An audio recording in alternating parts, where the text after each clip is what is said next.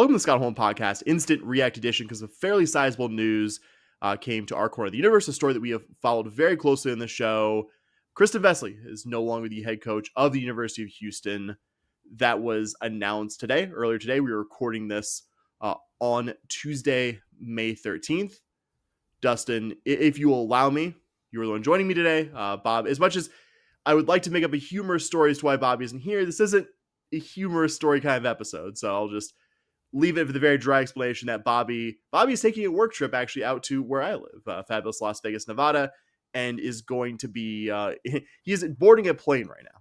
Was not able to join us for this, and we will get Bobby's thoughts here in this coming episode. But as we've covered this has become a pretty big story for reasons very much larger than U of H softball's on-field results. It's been a story that has dominated a lot of our lives and our brain space here.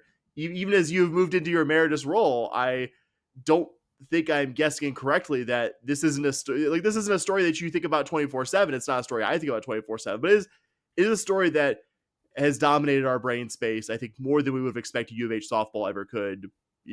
About 12 months ago, before the story came into our lives. Yeah, absolutely. It's a story that. It was weird. It kind of, over the past season, kind of made me think more and less about Cougar softball because, yeah, I did constantly have that thought of, not constantly, but frequently had that thought of just like, dang it, I hate that she is still the coach of the Houston softball program, and just the frustration with all the people in power who allowed that to happen and allowed that to continue to happen. And at the same time, I didn't watch a single Cougar softball game. I didn't even track a Cougar softball game. I listened to the last episode you and Bobby did where you're talking about like the season Brooke Wells was having. I was like, I didn't even know that. I genuinely didn't even know that one. And I was, it's just remarkable to hear someone, even if it's you and Bobby, telling me stuff about U of H athletics that I didn't know, let alone basic stuff like this player had a good year. But, it just that was the extent to which I just didn't feel like following the softball program in any capacity while Kristin Vesely was still the head coach. Didn't feel right. So, yeah, it's been a weird last 12 plus months since we first started hearing from all the sources that went into our reporting about Coach Vesely and the ensuing 12 months since then. But it just felt like we were never going to get here when it kind of became obvious that she was going to be the head coach for the 2025 season. Even though we knew it would probably be her last for a lot of reasonable reasons, even outside of the reporting that we did about the toxic culture of the softball program. But this is a day that did feel like, especially after the season ended last Wednesday, and then they didn't immediately fire her the next day. It kind of felt like she was Teflon and nothing was ever going to stick, and this day was never going to come. But hallelujah, we're here. Kristin Vesely is not the softball coach of the University of Houston, and that is a sentence that brings I just got dental surgery, so my mouth's all numb, and I still have a big smile on my face, knowing that Kristin Vesely is no longer the head softball coach of the University of Houston. Just something you said very quickly a second ago. I was vaguely aware, did all the same things you did, have not followed that program other than occasionally checking in here or there, and Iowa State ended up being better, but they got swept by Iowa State, the Big 12's perennial softball doormat. That doesn't seem good, but also doesn't seem surprising. The Brooke Wells thing didn't surprise me as much because that was genuinely, that episode was my first time really looking at the season box score. Jordy Wilkins having one of the better slap hitter seasons, completely not on my radar. And for any of my faults, usually there's an U of H sports thing that's not on Bobby or I or you's radar. But that's the level of antipathy. It's antipathy, right? I think so. That we felt towards that program. So quick summary of all the facts as we know them as they came in today. The Houston Cougar softball season ended late last Wednesday night with a 4-0 loss to BYU at the Big 12 tournament, ending a season where the program finished dead last in the Big 12 standings for the second straight season and with an overall record at or below 500 for the fifth straight time. We collectively, you, me, Bobby, the podcast generally, started hearing as recently as early Friday morning that a softball head coaching change would be imminent. We kind of checked around with other sources to confirm that, and everything we got was in the affirmative that U of H would be making a change, but a little fuzzier on exactly when it was going to happen. We heard also that U of H's spring commencement ceremonies occurring last week was part of the timetable being what it was here. Then today, Tuesday, right around lunchtime, Joseph Duarte tweeted that softball head coach Kristin Vesely would not have her contract renewed. His Cron story used the phrase firing, but everything I saw around this was just not renewal of a contract in the driest sense, because Vesely was on a 1-year contract that ran through the end of July of this year. And the official release on the coaching change, U of H VP of Athletics Eddie Nunez gave about the most boilerplate statement you could. He said, quote, "I want to thank Coach Vesely for her guidance of Cougar softball. However, at this time, I believe that a change is what is best for the program. We appreciate Coach Vesely's efforts and wish her and her family well moving forward. We will begin a national search to identify the next leader of our softball program moving forward," unquote. Vesely was also quoted in there, but I'll be damned, Dustin, if I give Kristin Vesely any more chance to be quoted on this. So we'll just say she gave a very anodyne quote in that same U of H release. I think those are the most basic facts of the situation. Do you think I missed anything important there? No, that sounds right. So I think we should probably talk about how we got here. There's a good chance that if you're listening to this, you listened to episodes 946 and 950, which you released last summer, detailing your initial allegations about the program, and then in 946 and then in 950, additional reporting. I looked back on it, and this is not me doing this as patting on the back. This is more a shock at the scale it reached. Dustin, that episode has over 7,000 downloads / views. Like, that episode went a lot of places. Like, a lot of people relative to our show have listened to that episode. And I think that's because the facts around it are shocking. The volume of different things that were alleged to have gone on, it's still to this day, 12 months later, it kind of stuns me. And I remember, one of the things, before we get into, I think, the most important things from that, what really still stuns me to this day, you and I, you could confirm this because you were as much a part of this as I was and Bobby was, we didn't ever encounter any like, oh, well, yeah, like Kristin Vesely is tough, but like I owe this to her. Like you'll like find a lot of athletes out there, coaches that you may be casual U of H fan, like, I didn't think that coach is that great. Coaches, players who love Major Applewhite, love Tony Levine. I probably wouldn't have to look that far in the rosters of those teams to find guys who, were positively impacted by, even coaches that aren't regarded by U of H fans as great coaches. Didn't find that once. Still have not found a player who is just like, they're really making Coach Vesely out to be someone she isn't. Like, she really didn't know. Like, the most affirmative thing in Coach Vesely's favor we got was just players who just didn't want to talk about it. Like, oh, I'm glad I got a chance. Did not get a single positive thing. And I know that's kind of a weird place to start, Dustin, but that's just one of those things I was thinking about my drive home from the office to here. We did a lot of trying to talk to people and a lot of successful talking to people around Cougar softball, not just players, staff members as well. And we didn't have a single person be like, this wasn't great, but I really appreciate, no. Everyone did not have a good experience.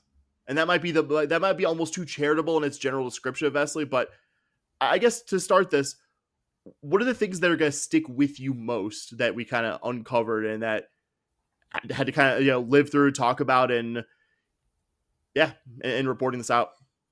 Yeah, I think, one of the things that stuck out is kind of what you said there, is that, we did our first episode about this with 6 sources, combination of current and former players and former staff.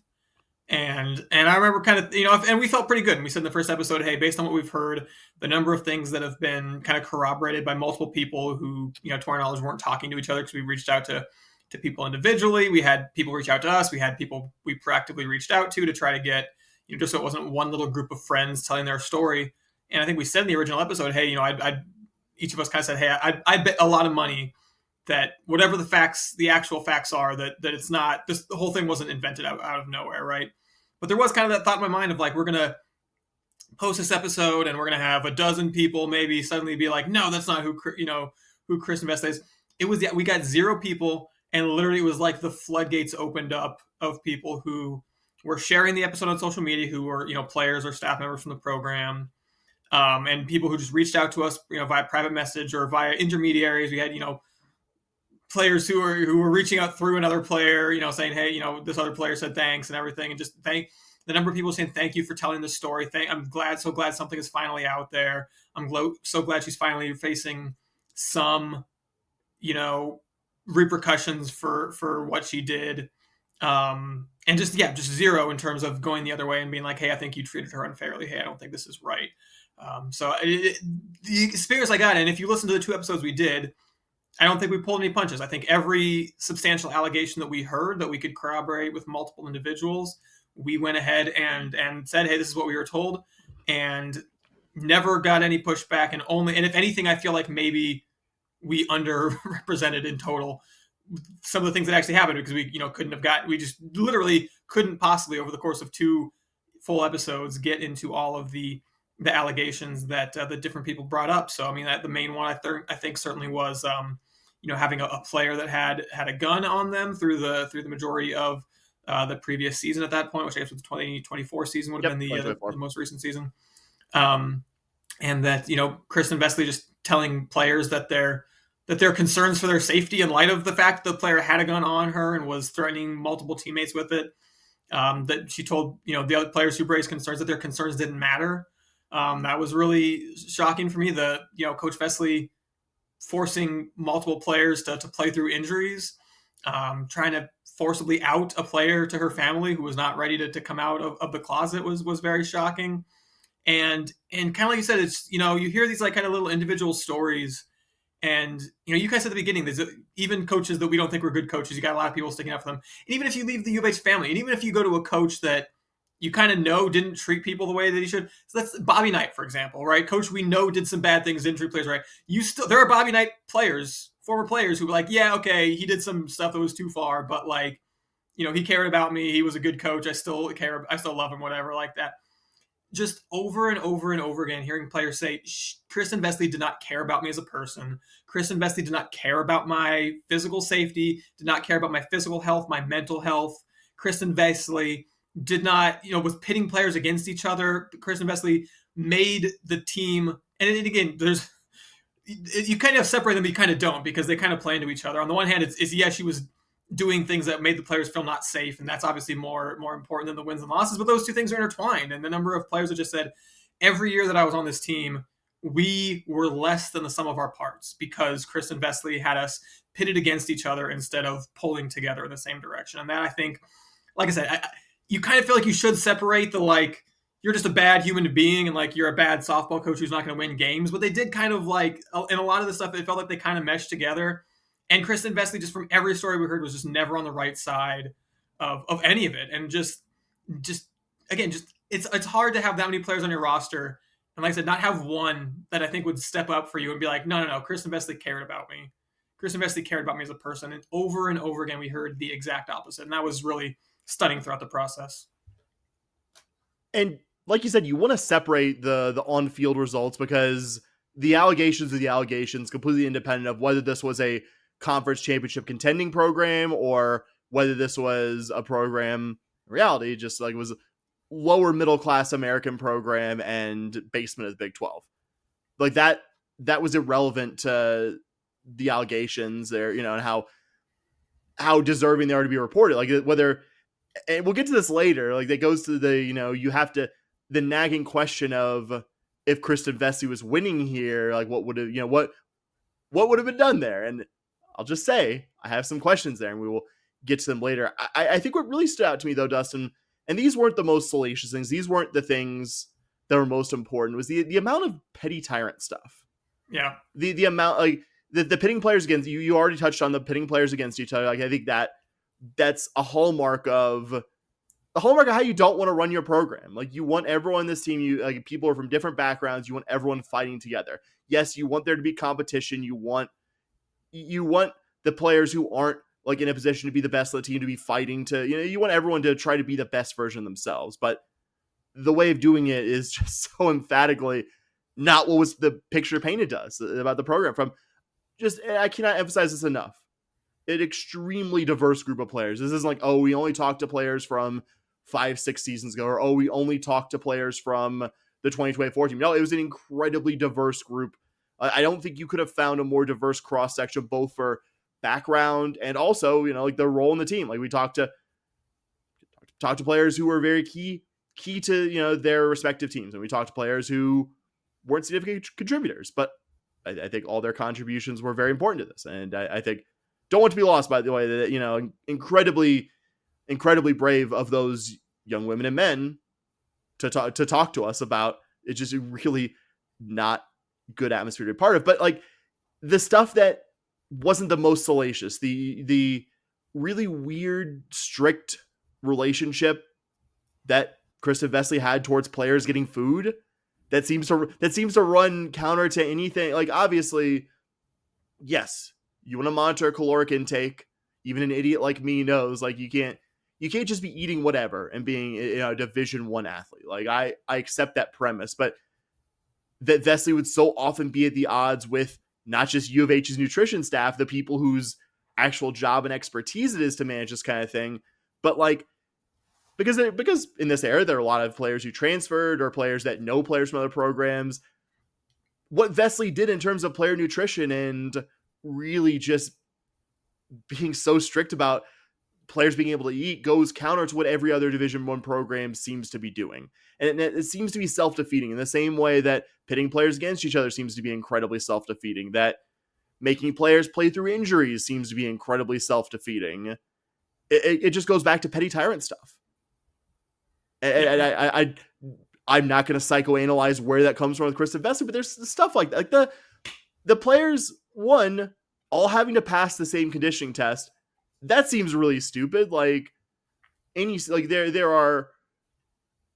are many different ways to do conditioning. Like, I know every sport is its own kind of unique animal, but like for football, you're not expecting your O-lineman to be able to run at the same speed as you're expecting your defensive backs and receivers. Like I don't know exactly what Alan Bishop does for men's basketball. I would bet the big man, there are minimum standards, I'm sure. I am sure there's at least some sliding scale, both for, hey, like, you don't expect your smallest guard to be able to bench the same amount as your biggest big man. You don't expect your biggest big man, while still holding the minimum standards, to be able to do this as quickly as your smallest guard. Like, just, you go down the sport. And just like, nope, everyone has to pass the same conditioning test, and if you don't, your shit gets thrown on the floor. For the entire season. For the entire season. Like, you don't get a locker. Like, the thing that the most basic thing you can think of a player getting. Nope. To prove what point? I don't know. Like, certainly not good for like self-esteem. It's certainly not. I don't think you're like, none of it in even the most charitable like reading of, oh, this is what I think she really wanted to do here. How are you getting the best out of your players in any of that? Like, there's no way. There's no way that can happen. Yeah. And if you have one conditioning test for everybody, kind of by definition, either you're going to set that mark so high that, some of your players that are more like your catchers or your pitchers or players that just don't need to be in as good a shape, have the cardio, the speed of your center fielder or your middle infielders, maybe.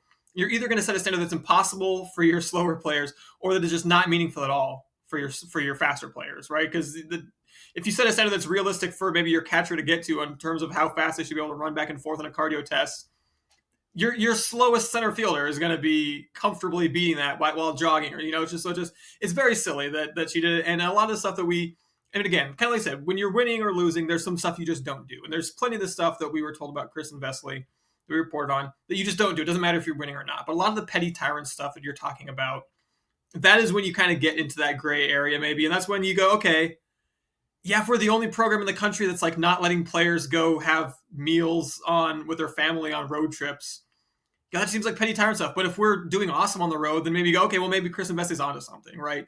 Maybe that's this seems like a gray area, but you can't argue with the results because we're winning. And that is one of those areas where, but we weren't. We weren't winning. So it's very hard if Kristin Vesely were here, not that she would be, to make the argument to try to defend why she was doing some of this stuff. It seems a little weird and gross, and the best argument you can make is, well, it gets results, and it clearly didn't do that, so you don't even have that defense, which is, I think, like I said, just it compounds the whole, regardless of whether you're someone who errs very far on the side of don't hurt your players' feelings, or errs very hard on the side of I don't care, you can treat your players like dirt as long as they win games.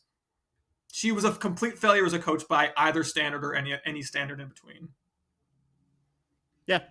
I mean, it's, and again, the on-field results aren't what's important here. Like what's important here is that players clearly weren't allowed to play in the kind of environment that you would want, regardless of sport, a U of H student athlete to be competing in. Mm-hmm. But you see the on-field results, and before we were made aware of all these allegations, there was, we'd hear whispers from time to time. We just said it's accurate, Yeah. but nothing we could ever really substantiate. Nothing that would catch our attention the way ultimately what got our attention about a year ago. But there was, since that Austin regional in 2019, pretty constant staff turnover, pretty constant roster turnover, and you look back at all that stuff, you look back at the really declining results, and it kind of all pieces together. It all makes sense. Like, yeah, of course these players, like you said earlier, wouldn't be the sum of their parts given the like day-to-day environment, given all the things that the coach is doing. And maybe this goes into, I mean, are you ready, Dustin, to, I was gonna say, like, what we still don't know? Like, do you like what still maybe doesn't satisfy us about the story? Maybe ended on a little happier note. Yeah, Does that work for you? for sure. In a perfect world, I think this story wraps up neatly. We get like, okay, like U of H is like, we're gonna look into this stuff, and we're gonna like not even have to be like, oh, this is all like, just we're gonna actually have a good faith effort to, or make a good faith effort to look into these allegations. It's not happening here. U of H is just not giving a coach that has had incredibly flagging on-field results an extension. That's I think what's happening here. And I will say, as I've gotten further into adulthood, I really buy into the adage that don't let the good be the enemy of great. Don't get gift horse in the mouth, all that stuff. Even if something isn't 100% exactly what you wanted, in this case, U of H moving on from Kristin Vesely, if it's still largely what you wanted, which very much is for Dustin and I here, don't lose sight of something that's good happening. And today is a net good because Kristin Vesely isn't U of H's softball head coach anymore. Here's my main concern, though. Because this entire thing, we could say it in the most simplest way possible, even if it was a net good, this was U of H's leadership. This was Eddie Nunez taking the easy way out. And I guess to an extent, I'm grateful that the easy way out still involves Kristin Vesely not being U of H's head coach. But anytime something goes wrong in an organization, the most general question I think should always follow that is, what have we done to prevent this bad thing from happening again in the future? Yeah. Dustin, what has U of H done other than not give a third comically bad extension to Kristin Vesely that makes you confident something like this couldn't happen in the future? Diddly squat. And I mean, and the same here. There's no available evidence, though, again, not done fishing there, that U of H has in any meaningful way investigated Vesely's leadership of the softball program. In their written statement to us last year, U of H said, quote, "The university, including the police department, reviewed the matter and did not substantiate the allegations." It was about the player carrying the gun all season and everything related to that. We do not still, as of May 13th, 2025, have any evidence, whether it's from previous public records requests by us or U of H saying so publicly, or talking with a large number of people connected to this. No one's ever been talked to in any kind of investigative way, whether it's by U of H PD, whether it's by U of H as an athletic department investigating it in a non-criminal context. And I'm not saying here that U of H has to investigate any allegation with the assumption that the allegation is fact, but man, is it asking too much for U of H to have actually looked into this incredibly long list of bad things? I don't think so. No, that seems reasonable, and yeah, one of the lingering questions that I have is kind of what you said: is what did the U of H PD investigation look like, if anything? Because they said, oh well, U of H PD looked into this, but as you said there, we talked to a number of players. We talked to, I don't know, I want to say close to all. I would say probably most, at least many, if not most, of the players who were allegedly there for the multiple instances of this player allegedly threatening teammates with a gun, not one of them said that they'd ever spoken to U of H PD about this. So how the hell do you do an investigation into a possible crime and not talk to any of the witnesses to the alleged crime and then be like, well, we did an investigation and we couldn't substantiate it? You weren't trying. You were not trying at that point. That's very clear. So what the hell happened with the police investigation? Still extremely curious to know that. How the hell did Kristin Vesely get a 1-year extension on her contract? Like, what was that bullshit about where her contract was up, but everyone but the like legal department had actually signed this like super secret 1-year extension? That again, put aside all of the allegations, if you will, she's still a fucking terrible softball coach in terms of winning games and didn't deserve that extension in that sense either. So like, what the hell are we doing giving her this super secret 1-year extension? Like, what is that nonsense about? How did Chris Pesman look the multiple players who went to him and raised these concerns in the eye and just be like, yeah, we're going to do something about it, and then completely ghost them after the fact? How can you have, as far as to my knowledge, we still have in the athletics department assistant athletic director Dwana Chiser, who I checked. Yep, still employed. Lots and lots of people told us every time someone would go to the athletic department and say, hey, we have an issue with Coach Vesely, Dwana Chiser would shut it down and then tell Kristin Vesely who complained so that she could retaliate. We still got her in our athletics department. And like you said, you kind of said, well, I don't know, if Kristin Vesely was winning games here, I don't know what we do. I think it's extremely, I have zero questions about that. If Kristin Vesely was winning games, she'd still be the head softball coach at U of H, because Eddie Nunez came in here during the offseason with enough time that I don't believe for a second he couldn't have, that no one ever made him aware that there were, that, and I'm not even being like egotistical, like Eddie Nunez didn't listen to our podcast or whatever, but like 5 softball players went to the athletic department and raised a complaint, something that we were told by a source who I think knows what they're talking about after we did our episode. That some of the things we said got back to Dr. Couture, who was pissed off about them and had not heard all those. I believe at the time. What's that? I believe she was overseas at the time too. Yes. So that when she found out that, she was pissed. I have a hard time believing like that Eddie Nunez had no idea that any of these allegations had been made. And yeah, absolutely. That, again, I understand you're not trying to spend money, whatever, but if it's a player safety issue, if you really believe it's a player safety issue, you spend the money you need to spend to buy that coach out of the last year of her contract. If that's the only option, you just do it. If you're spending money for the health and safety of your players, you do it, period. Eddie Nunez did not do that.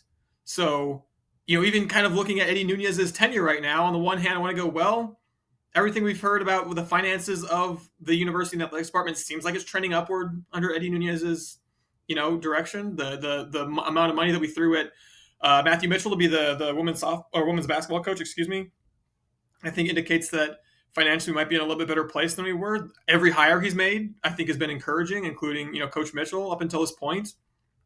The fact that he's, Vesely's gone, and I have no doubt that there'll be lots of qualified candidates that want to come coach this softball program now. That's great.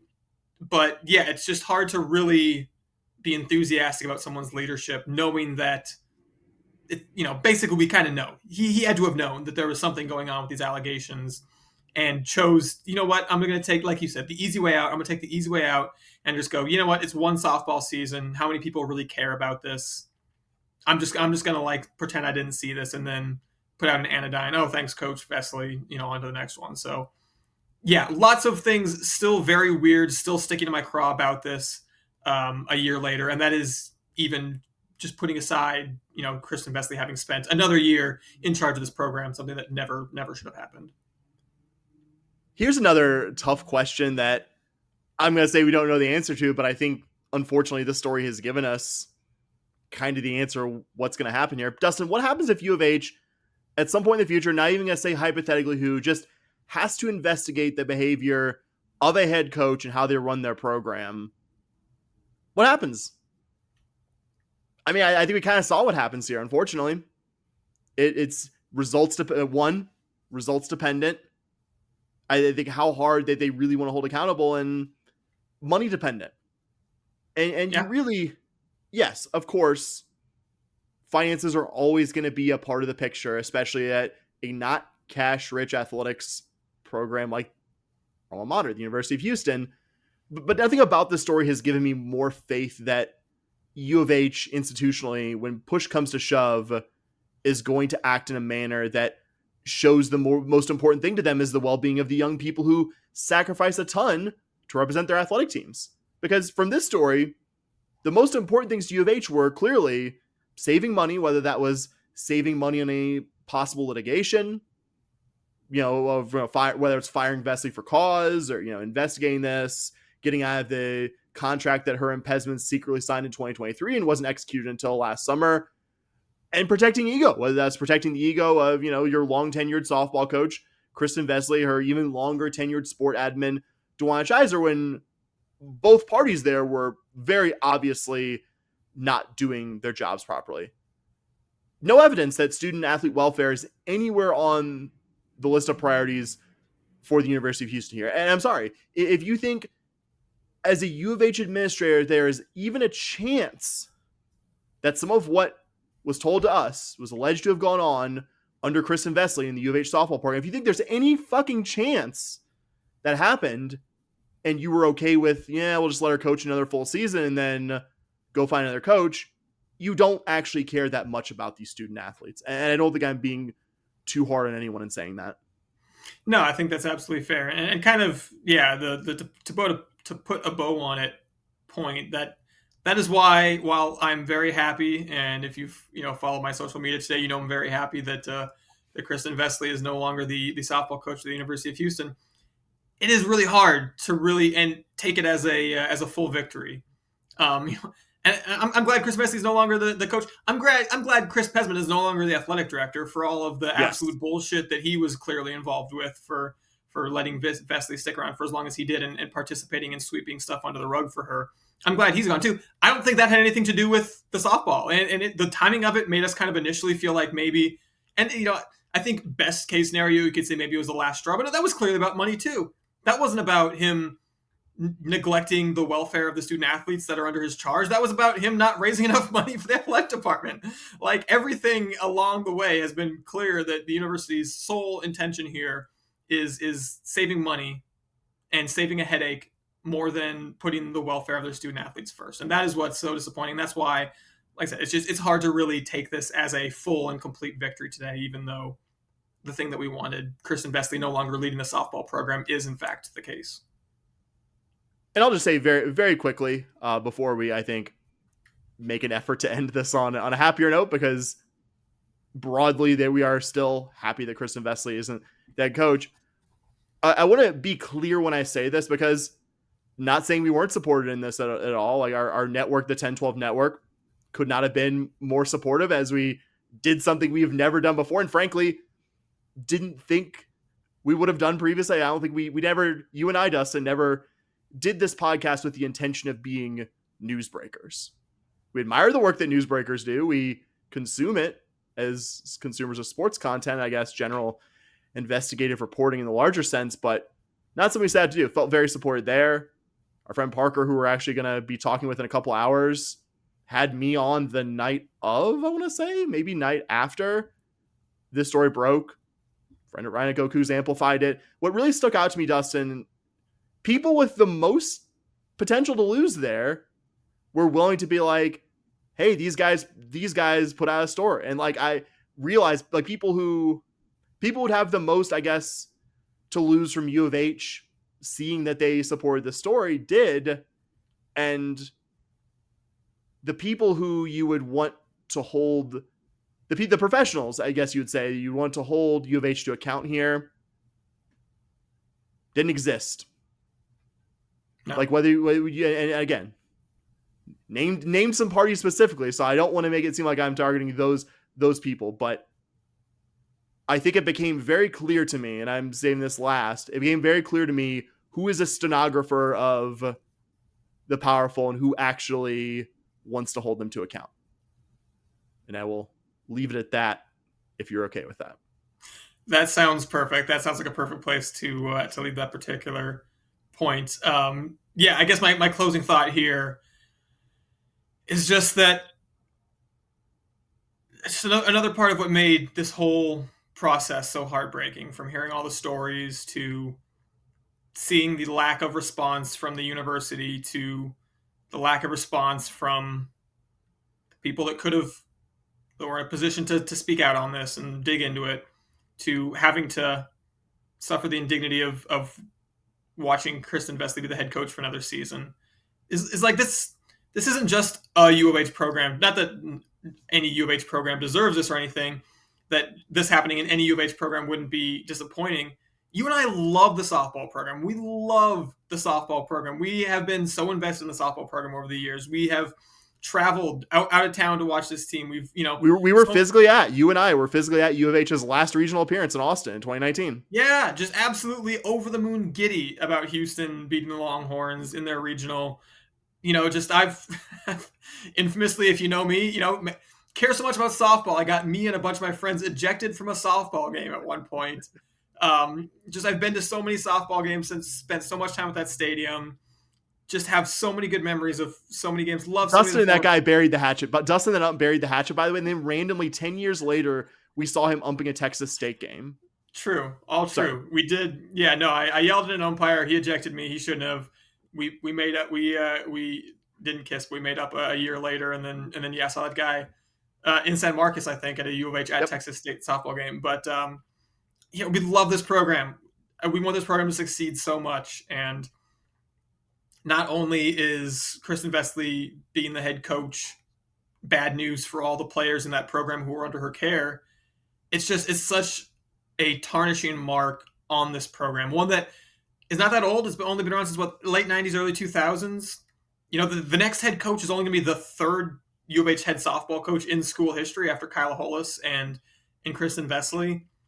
And this is a program that basically never was bad. They had good years and they had mediocre years. And Kristin Vesely just drove this program into the ground. Like, I don't think it's irredeemable. I think the next softball coach they're going to have a heck of a rebuilding job to come in and do. But, the Big 12 membership is a huge plus, obviously. The Houston Stadium is relatively quite nice, I think. And so there's a lot of positives there being in Houston. There's not an insignificant amount of softball talent here. It's not, not like, I don't think Houston's a softball hotbed the way it is in some other sports necessarily, but there's certainly not a lack of talent in the area. But just a program that was such a gem of this athletics department, even in the Conference USA and American Athletic Conference years.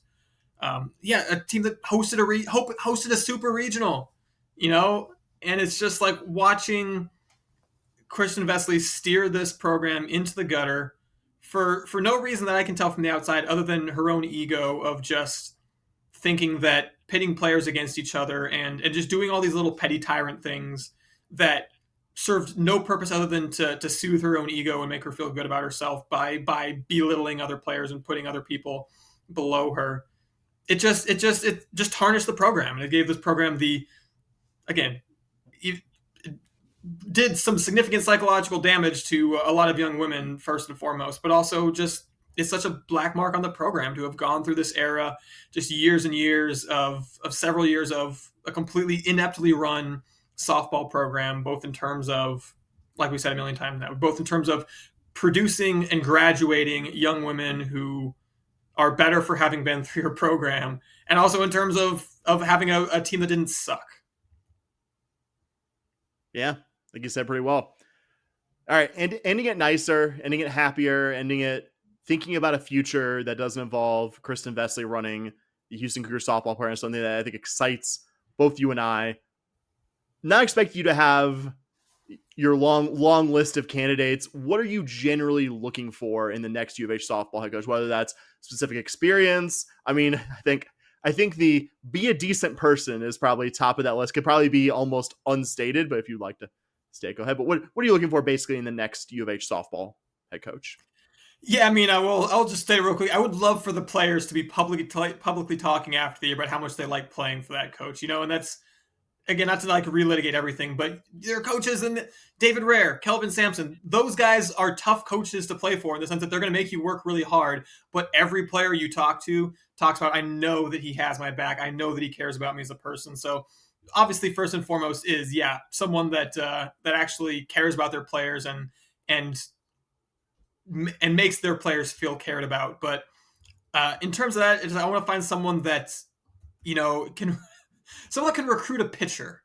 And again, that's you always look for the next coach is like, you date the opposite of your ex is kind of the joke there. And yes, someone who is a decent person, makes their players feel cared for, is very much a date the opposite of your ex thing with Kristin Vesely. Haven't been our last coach, but we've seen some good hitters come through this program. We've seen some U of H softball teams, even under Kristin Vesely, that could hit the ball real well. Brooke Wells and you talked about had a great season this year. It wasn't that we didn't have any hitting talent, but it is, aside from all the other stuff, it has been a weird freaking like Groundhog Day to just every year since basically 2020 under Kristin Vesely, just since last regional team. Maybe we'll be able to pitch worth a damn this year. Nope. Next year. Okay. It doesn't look like she did anything in the offseason to address the pitching issues. Oh, yeah, we still can't pitch. It doesn't look like she did anything in the offseason to address the pitching issues. Yeah, we still can't pitch. So, man, if we could just get to the point where I just want a coach that'll come in, maybe someone who is, because Vesely was a hitter during her playing days, so maybe we bring in someone who was a pitcher during their playing days. That might be a nice start, but man, and I know you got to have both sides of the ball, but it has been infuriating just from a pure softball standpoint for several years now of just seeing this team not be able to pitch worth a darn. So, I want someone to come in and find us an arm or two that can actually pitch and maybe stick around for a year or two to build around. And again, acknowledging that myself, probably you as well, Dustin, we wouldn't call ourselves experts in terms of who should be hired. Like, I'm not going to pound on the table, so you need to hire so-and-so. Would agree with all of what you said, and I would also add, because right now, and this is not in any way to excuse the many, many well-detailed failings of the last head coach here, but you need to have someone here who can work, who's not coming from a program working with a ton of resources, someone who's been able to produce something with not top of their conference resources. I think that's important here. Yeah. Like, it's fantastic. I'm sure there are a lot of very talented, very good coaches working for some of the better programs. If you're coming from, just hypothetically, an SEC program that's one of the top half in terms of resources there, and you've been recruiting players there, it's not going to be like that here. Yes, it's a Big 12 program. Yes, it's a Big 12 program that, like you said, has way too much history for the last 5 years to have been allowed to happen. But also, it's going to be a different ballgame. Like, there is a good amount of Division I softball talent. They're from the area, so recruiting the prep ranks and recruiting players who are originally from here, who maybe went to out of state or a bigger program and didn't work out there. Like, that's part of the deal, just like it kind of is with most of your sports. But I think somebody who's been able to win on a budget, so to speak, I think that's important, because while it does, every indication to us as U of H gets the full Big 12 rev share this summer, seems to be that the school's going to be more serious about sports outside of football and men's basketball. Probably good that if you have somebody who's been able to win on not an enormous budget previously. I think that's going to be an important thing for them to do in this. And again, will be nice, even if there's a long list of things that don't entirely satisfy us or downright upset us about the story that I think we spent most of the previous 10, 15 minutes going into. It is still a net positive. It's still a good day because Kristin Vesely is no longer the head coach of this program. Yeah, and you know what? One of the two head coaches in this school's history with the same resource, deficiencies that are there now, and even more so because she was in Conference USA in the American Athletic Department, got this team regularly to a regional, got this team to multiple super regionals, got this team to host a super regional, got this team within a game of the College World Series. You can win here. This is a program that, yes, I absolutely agree. It's not one of the 50% most resourced programs in the Big 12. That's certainly true, but you can win here. It can be done. It's a nice stadium to play in. There's a lot of positives to this program too. So as much as a lot of it has been frustrating, the future is bright. This program is going to win again, and all it takes is finding the right coach to do it.